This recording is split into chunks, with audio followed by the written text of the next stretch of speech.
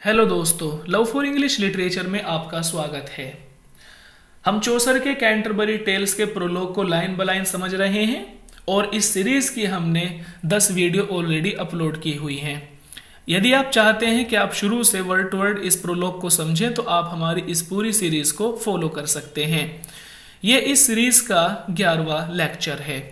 आज हम शुरू कर रहे हैं लाइन 351। ठीक है, 351 से आज हम शुरू करेंगे और जहां तक हो सकता है करेंगे। तो आइए बिना किसी देरी के शुरू करते हैं आज की हमारी वीडियो।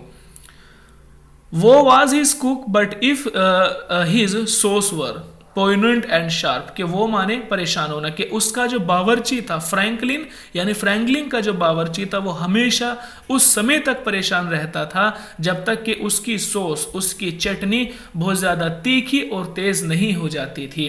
क्योंकि फ्रैंकलिन साहब को जो है अच्छा लगता है कि उनके मसाले बहुत ज्यादा तेज हों, तो बेचारा कुक भी परेशान रहता था क्योंकि उसको जो सॉस है उसको बहुत ज्यादा तीखी बनानी पड़ती है। And ready all his gear, gear माने सामान और रेडी माने तैयार हो जाना, और जब तक कि उसका पूरा सामान तैयार नहीं हो जाता था।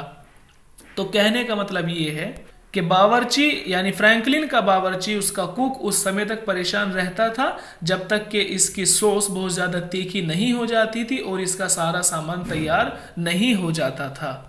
His table dormant in his hall always stood ready covered all the long day। ये कह रहे हैं कि his table, कि उसकी जो मेज है, जो उसकी खाने की मेज है, वो हमेशा तैयार रहती थी। in his hall, उसके बड़े कमरे में, हॉल बड़ा कमरा, always माने हमेशा, कि उसकी खाने की मेज हमेशा उसके हॉल में तैयार रहती थी। Stood ready covered all the long day, और वो हमेशा कवर रहती थी खाने से, यानी पूरे के पूरे दिन, लॉन्ग डे पूरे दिन उस पर खाने लगे रहते थे। At sessions there was he lord and sires, sessions यानी कोर्ट में, अदालत में, कि अदालत में ही वाज द लॉर्ड, वो लॉर्ड भी रहा है, एंड सायर्स, और वो सायर्स भी रहा है, कि उसने अदालत में भी, कोर्ट में भी अपनी स्थिति दर्ज कराई है और वो वहां पर लॉर्ड की हैसियत से और सायर की हैसियत से कोर्ट में मौजूद रहा है। फुल ऑफन टाइम, और ज्यादातर वक्त, ज्यादातर time he was knight of the shires, कि वो एक शायर के नाइट के रूप में रहा है। दोस्तों, शायर्स काउंटी को बोलते हैं और काउंटी किसी जिले का मालिक होता है जो वहां का मैनेजमेंट संभाल कर रखता है। हम इसको डीएम ले सकते हैं। ठीक है, कि जैसे आज डीएम होता है उस समय काउंटी इस तरह से होता था। तो ये फ्रैंकलिन एक डीएम का नाइट बनकर भी रहा ज्यादातर। तो दो बातें कही कि सेशन में लॉर्ड और सायर की हैसियत से रहा और फिर किसी काउंटी का नाइट भी बनकर रहा। एंड एनलास एंड जिप्सर ऑल ऑफ सिल, ये कह रहे हैं कि एनलास, एनलास यहाँ पर कहा गया डैगर यानी खंजर, उसके पास एक खंजर, एंड जिप्सर, और एक थैली, जो एक थैली थी और एक खंजर था। ये किसकी थी थैली? सिल्क यानी रेशमीन की बनी हुई एक थैली। हींग एट हिज गिरडल, हींग यानी हंग, लटकी हुई थी, गिरडल उसकी पेटी से, कि उसकी कमर पर जो पट्टी बंधी हुई थी उस पट्टी से एक रेशमीन थैली लटकी हुई थी, एंड एनलास, और एक खंजर लटका हुआ था।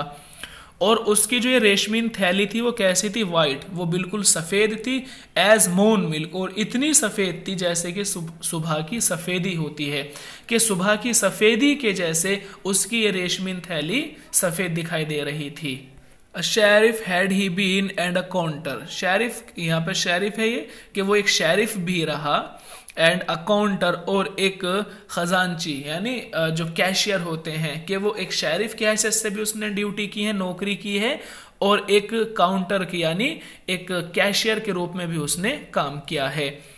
वाज नो वेयर विच अ वर्दी वेसर, वेसर बोलते हैं दोस्तों जागीरदार, लैंडलॉर्ड, और उस जैसा लैंडलॉर्ड उस इलाके में आसपास कहीं नहीं था। वाज नो वेयर, के कहीं आसपास नहीं था, अ वर्दी वेसर, उस जैसा लैंडलॉर्ड, कि उस जैसा लैंडलॉर्ड कहीं आसपास मौजूद नहीं था।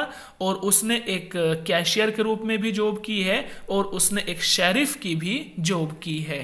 तो दोस्तों, आज के लिए बस इतना ही। सुनने के लिए धन्यवाद। आपका दिन शुभ हो।